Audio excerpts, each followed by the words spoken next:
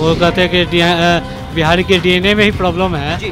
वो सरकार में भी कहाँ आ रहे हैं जी। सरकार में भी कहाँ आ रहे हैं, गाली दे रहे हैं, इसी का तो परिणाम वो भुगत रहे हैं। प्रियंका गांधी क्या कहेगी? प्रियंका गांधी तो पंजाब में गैंगी में बिहारी को गाली देगा था उनका नेता, तो हाथ टांगी बजा गई।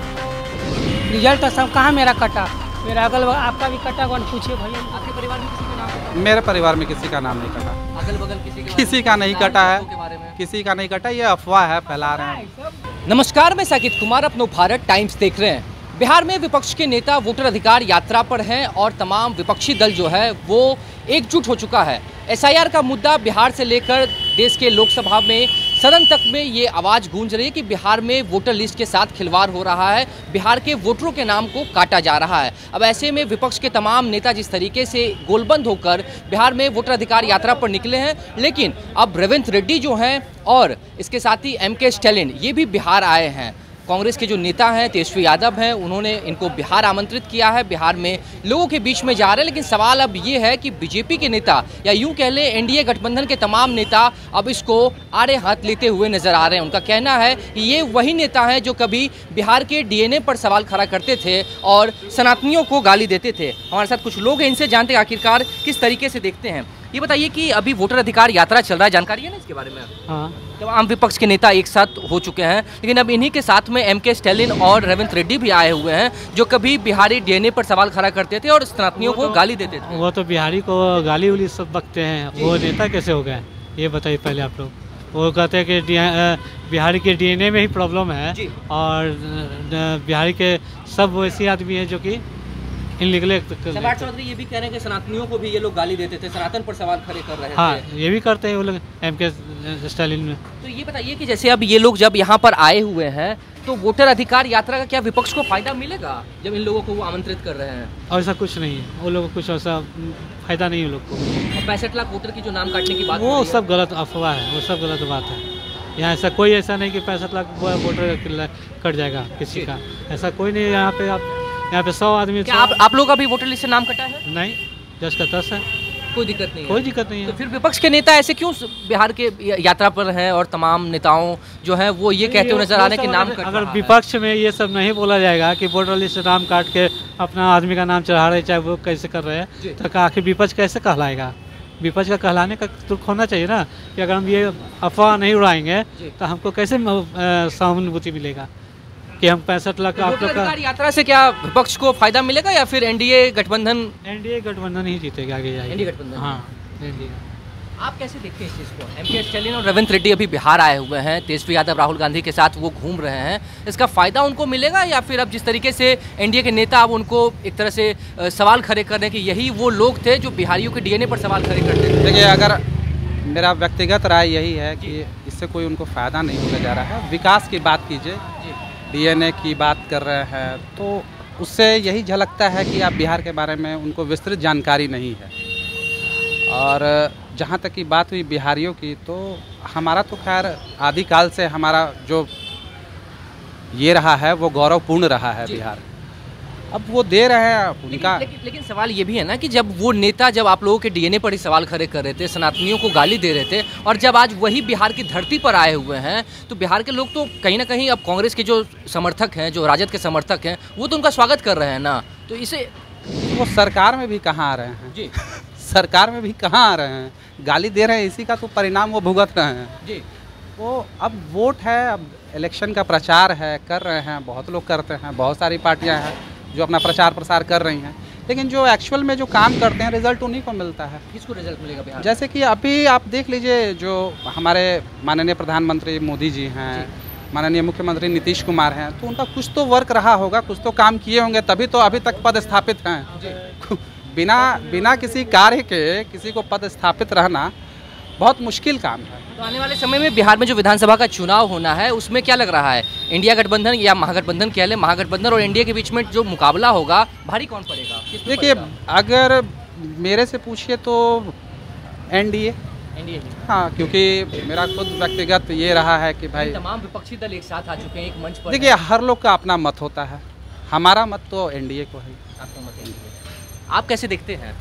हम क्या बात करें, ये जो नेता भी आए हुए हैं जो कभी डीएनए पर सवाल खड़े कर रहे थे, कभी सनातनियों को गाली दे रहे थे, आज बिहार की धरती पर हैं, इसका फायदा क्या राहुल गांधी तेजस्वी यादव को आने वाले चुनाव में मिलेगा या इसका नुकसान होगा? इलेक्शन के समय कभी कोई मुद्दा उठता है जी इलेक्शन का है, कभी भी मुद्दा उठता है, लेकिन कुछ का सब पार्टी एक ही रहता है, मुद्दा उठ रहा है। यही मान के चलिए ना, वोटर आई कार्ड दिया करे, वोटर आई कार्ड नाम कट गया, कहाँ कटा मेरा? जी मेरा किसी सदस्य का नहीं कटा, कट रहा है। विपक्ष के नेता तो कह रहे हैं कि 65 लाख वोटरों का नाम कट अरे चुका है। कहने दीजिए ना, सब सामने ही ना आएगा रिजल्ट। जी।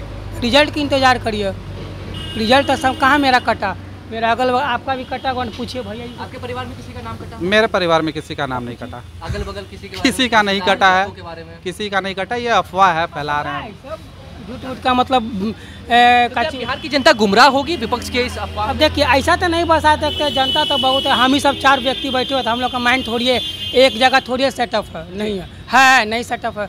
हर एक इंसान को हर एक का सोच है, और जो अपना समझेगा काम करेगा, बात यही है। अब क्या बिहारियों को गाली देते हैं, एम के जो भी है, एम के स्टालिन और गाली देते हैं बिहारी। कहाँ पे आपको स्टेबल नहीं, ये बताइए आज के डेट में किस जगह पे बिहारी स्टेबल नहीं है आज के डेट में? विदेश, देश विदेश कहीं भी बता दीजिए, अच्छे ओहदे पे हैं, अच्छे जगहों पे हैं, अच्छे बिजनेसमैन हैं, आपको बिहारी मिलेंगे। दिल्ली चले जाइए, कलकत्ता चले जाइए, मुंबई चले जाइए, इंडिया से बाहर चले जाइए, आपको वहाँ पे बिहारी मिल जाएंगे। तो क्या वो लोग बिहारी नहीं है? क्या वो लोग कहेंगे कि नहीं हम बिहारी नहीं, हम अमेरिकी हो गए आज? ठीक है, अमेरिका में है, कुछ कर रहे हैं, मगर उनका अभी भी सारा दिल, मान सम्मान उनका बिहार से ही होता है। हाँ, गर्व बिहार में ही है उसमें। अभी हमारे ही फैमिली के बहुत आदमी जो बाहर रह गए, हमारे मामा लोग के बेटे लोग हैं, वो लोग बाहर विदेश में, तो क्या वो बिहारी नहीं है? वो आएंगे तो कहेंगे हम बिहारी नहीं है।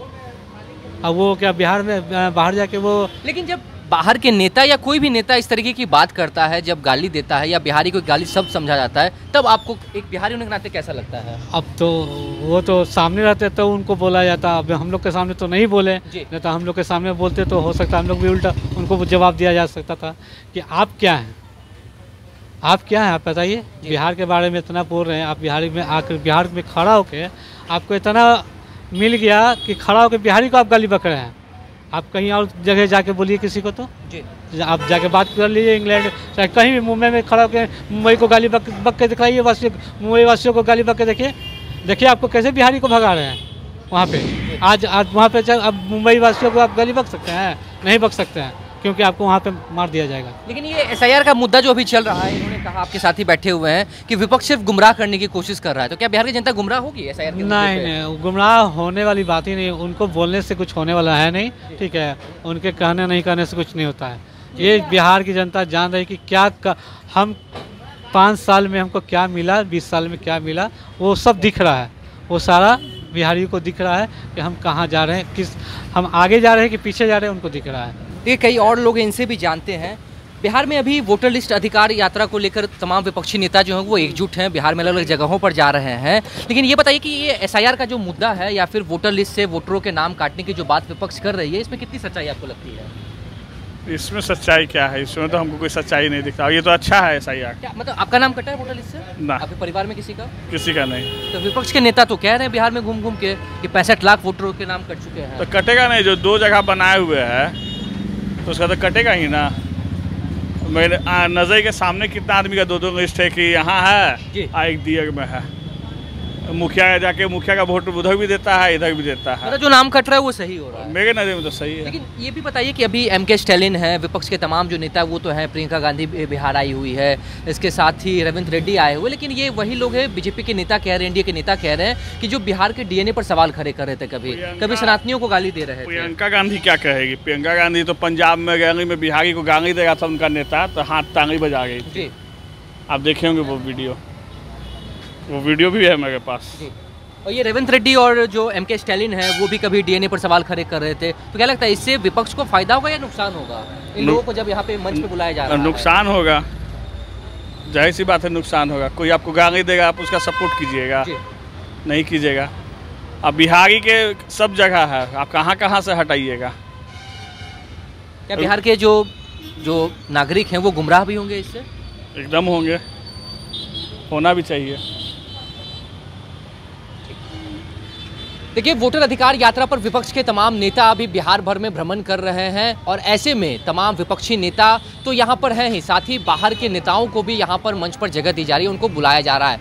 लेकिन ऐसे में अब एनडीए के जो नेता हैं वो ये सवाल खड़े कर रहे थे कि ये यही लोग हैं जो बिहारियों के डीएनए पर सवाल खड़े कर रहे थे। लेकिन अब ऐसे में हम आम लोगों के बीच में पहुँचे कि क्या इन लोगों पर उसका कितना असर पड़ेगा, क्या विपक्ष के जो नेता हैं उनको फ़ायदा होगा या इसका नुकसान होगा। लोगों ने अपनी प्रतिक्रिया दी तो आपने उन तमाम चीज़ों को सुना। फिलहाल इस खबर में इतना ही। नवभारत टाइम्स के साथ बने रहे। पटना से साकिब कुमार।